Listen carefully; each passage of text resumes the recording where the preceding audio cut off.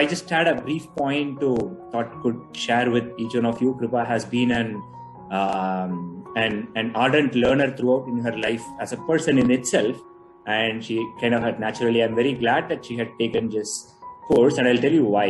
Right, while she has been an engineer at heart, but chosen to pursue in the field of humanities, and has kind of been an important leader at Vidyaloka in giving its shape and form for the last 4 years. One fundamental thing that we find in this social sector, if you see here, is people predominantly run out of emotions. You're very associated and aligned with the cause. In the process, at times that when you are so very deep involved into it, certain things like, I was kind of listening to this wonderful session on design thinking and various examples that is quoted, which sound like ki, "Arey, wahan ghar jal raha hai, idhar kya?" What we are talking about, some high-end thinking, design thinking process and things like that. What is its funding models? What is its delivery models? What is it? Why should we do even marketing, right? Human suffering is happening on the other side, right? So it kind of creates a dilemma, right? And I think it's important for leaders of such organizations or such initiatives, which is very important to the society.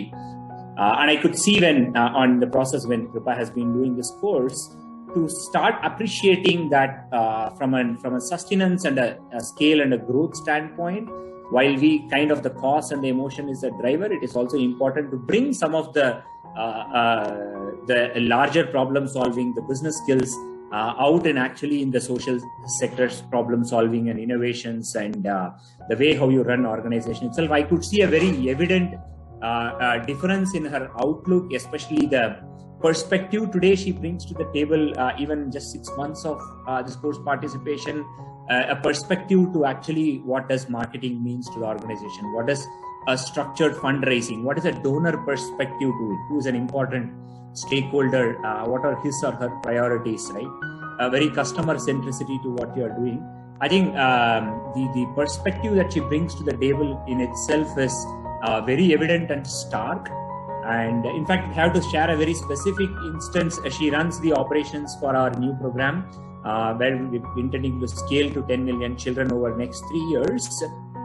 The whole outlook, it cannot be on a brute force mechanism, right? And when she has been looking at to take up, say, the video module development for, say, 10 state boards across the thing, it requires a very strategic thinking in the whole perspective, right? And then when you're acquiring 7,500 NGO partners to roll out across the country, you can't take an incremental approach, right?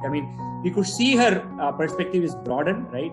Appreciating the organizational structure, and she implemented the issue tree analysis and went through an outlook of actually going through to the root of it, and then from there elaborating what you require and address and take an approach, a very root cause centric approach.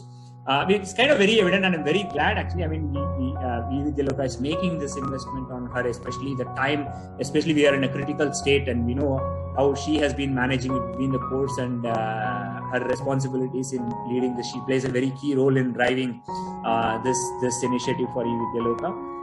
We find, I think it's worth the investment when spending time with academicians, able to take that time out, bring some fresh air, and we see clearly as an investment in building the leadership for the organization.